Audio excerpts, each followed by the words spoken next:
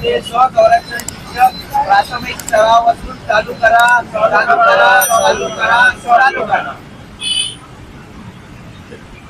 समोर जे बेमुदत उपोषण बसलेलं आहे, काय नेमकं तुमचं उपोषणाचं कारण आहे? सर, उपोषणाचं कारण असं आहे, वर्ष 2013 पासून आम्ही माननीय मुख्यमंत्री, उपमुख्यमंत्री, महिला व बाल विकास मंत्री, शिक्षण विभाग, जिल्हाधिकारी कार्यालय यांना आम्ही पत्र व निवेदन देतोय की शाळेमध्ये स्वसंरक्षणाचे शिक्षण चालू करा, जेणेकरून मुली आत्मनिर्भर होतील व स्वतःची सुरक्षा स्वतः करतील. त्यांना कोणाही दुसऱ्या व्यक्तीवर निर्भर राहण्याची गरज पडणार नाही व अत्याचाराचे प्रमाण कमी होईल. आम्ही त्यांना निवेदन देतोय, त्यांना भेटण्याचा वेळ मागतोय. 10 वर्षापासून शासनाला आम्हाला भेटण्याला वेळ नाहीये. बरं, आम्हाला भेटण्याला वेळ नका देऊ, हे तुम्ही चालू तर करा. ते चालू पण करत नाहीये. ना इलाजाने आम्हाला या मागणीसाठी इथे उपोषणाला बसावं लागले. आता जोपर्यंत आमची मागणी पूर्ण होणार नाही तोपर्यंत आम्ही हे उपोषण आता बंद करणार नाही. शासन हे म्हणतं का मुलींना शिकवा, पण सुरक्षेची काळजी घेत नाही, त्याकडे कसं बघता आपण? शासन फक्त म्हणतं की शिकवा. शासनाने आता एक JR पास केला. जेव्हा बदलापूरचं हे प्रकरण झालं तर त्यांनी एका दिवसामध्ये 6 करोड रुपये फक्त कॅमेरा बसवण्यासाठी खर्च केले. कॅमेरा बसून महिला सुरक्षित होणार आहे का? शाळेमध्ये कॅमेरा बसून मुली सुरक्षित होणार आहे का? शाळेच्या बाहेर निघल्यावर ही जबाबदारी कोणाची असेल? मुली सुरक्षित कशा राहतील? मुली सुरक्षित राहतील ज्यावेळेस त्या स्वसंरक्षण शिकतील, आत्मसंरक्षण शिकतील. तो गुण त्यांच्या आतमध्ये समावलेला असेल तर वेळ प्रसंगी कुठेही त्या स्वतःची सुरक्षा करू शकत्या.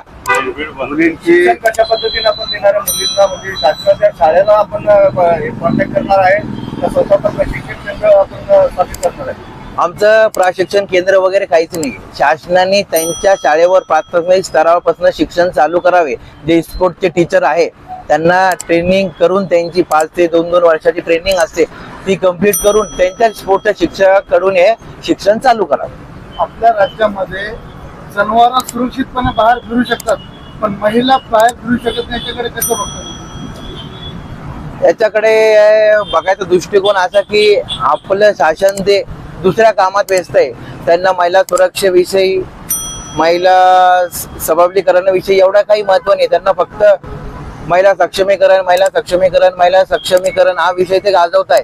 पण महिला सुरक्षीकरणचं काय, त्याच्या विषयावर कोणीच बोलायला तयार नाहीये. घोडे नाचवण्यापेक्षा प्रत्यक्षात अंमलात आणणं आवश्यक आहे. ते देशामध्ये आम्ही महाराष्ट्र सरकारला पूर्ण महाराष्ट्रामध्ये या विषयात शिक्षण चालू करण्याची मागणी करतोय. हा फक्त एका जिल्ह्यापुरता मर्यादित विषय नसून संपूर्ण महाराष्ट्राचा, किंवा महाराष्ट्र चालू झाले तर संपूर्ण भारताचा विषय आहे. आपल्या देशामध्ये लाखो शाळा आहेत, यामध्ये तुम्हाला प्रशिक्षण देणारे ते कसं पुरवणार? जे स्पोर्ट टीचर आहे ना सर, त्यांना तुम्ही कंप्लीट करा. जे ब्लॅक बेल्ट झालेले खूप महिला आहे ज्या ब्लॅक बेल्ट झालेल्या आहे, त्यांना तुम्ही घ्या. त्यांना रोजगार प्राप्त होईल त्या महिलांना. ज्या शाळेत मुली शिकतात, काही शिक्षकांनीच अत्याचार केलेला आहे शाळेवर, कसा विश्वास ठेवणार शिक्षकावर? आता त्याचा विषय असा आहे, ज्या ब्लॅक बेल्ट झालेल्या महिला आहे, जर महिला त्यांना शिकवत असेल तर या गोष्टी घडणार नाही.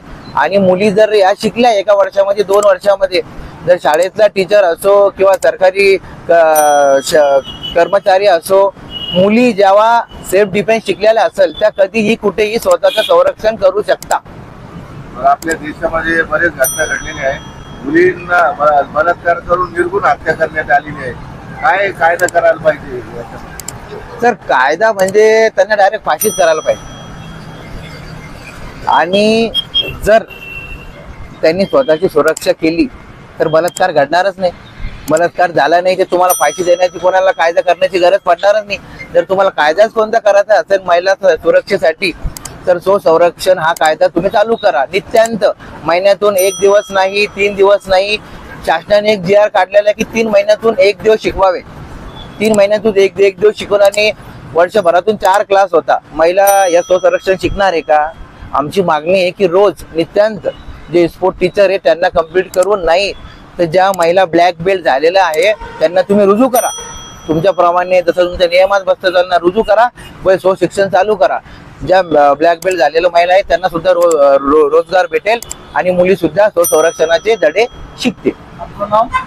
सोनू एकनाथराव सोनवणे. तर याच माध्यमातून तुम्ही मुलींना महिलांना काय आवाहन करणार? आज उपोषण चालू आहे. मुलींना व महिलांना सगळ्यांनाच माणसांना सुद्धा, कारण की सगळ्यांच्याच घरात ताई आहे, आई आहे, बहीण आहे, सगळ्यांना आम्ही आवाहन करतो की जर तुम्हाला ही मागणी योग्य वाटत असेल तर रस्त्यावर उतरा, इथं या व आमच्या उपोषणाला तुमचे समर्थन द्या, अशी आम्ही मागणी करतो.